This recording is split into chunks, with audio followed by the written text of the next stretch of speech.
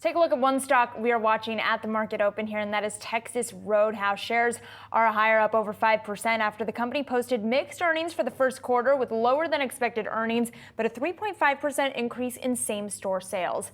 On the earnings call, leadership acknowledged some of the macro headwinds, including consumer sentiment and, of course, tariffs. The comments echo concerns voiced by other companies like McDonald's, which said they were not immune to industry volatility. Chipotle on its call saying consumers reduced restaurant visits due to e-com concerns. Joining us now on this, Jon Tower, Citi's restaurant analyst, to break down how consumer demand is impacting the sector. Jon, it's always great to get your insights. Before we get into the individual companies here, I just want to get your macro take on the sector and on the health of the consumer. How would you describe how the consumer is holding up amid the macro uncertainty right now? I think fairly well. I mean, we had a really noisy first quarter with weather really being a significant factor, and then March, and then April came along, caused a lot of noise for consumers. Confidence fell quite a bit during the month, and I think that caused a lot of folks to pull back, at least temporarily.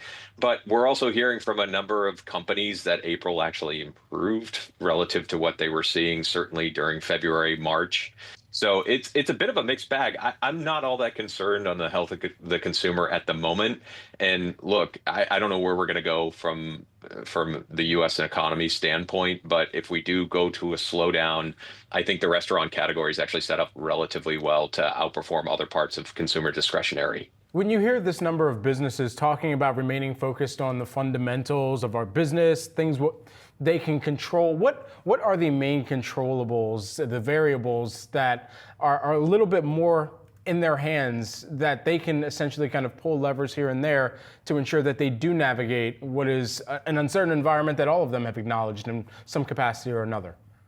It's great value, great service, it's relevant products, it's staying in front of the guests with good news, meaning, you're staying out there with important or relevant products, right? You're not just saying, here's a value price point. It's here's a value price point with new product news behind it. And it's high quality food, right? And you're getting it in an environment that you want to be in. It's not a tired restaurant with poor service. It's, frankly, a waiter or waitress coming up to you and saying, hey, how you doing?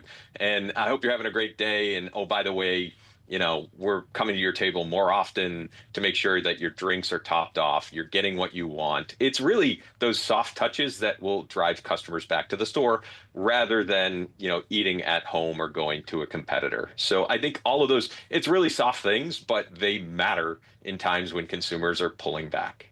And so within that, some people will hear value and read through to say, well, it sounds like more promotions as well. To what extent then do some of those promotions start to hit the margins? Yeah, I think a lot of the operators have gotten smarter about how they promote, when they promote, and value engineering any sort of promotion that they put forth to the guests. So it's not just straight discounting, it's ensuring that whatever they put forth on their menu, they're making some profits, not only clearly for the company itself, but in a franchise model, ensuring that their franchisee profitability is not, falling in the tank. So everything that you're going to see out there might, decrease profit dollars modestly, but they're also hoping that it drives traffic to the store.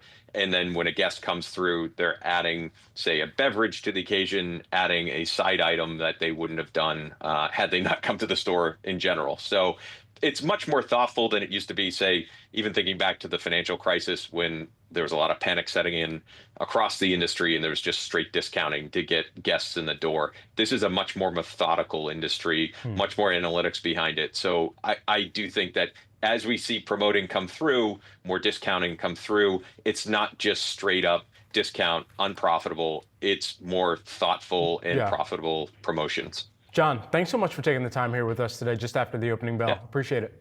Good to see you. Thank you.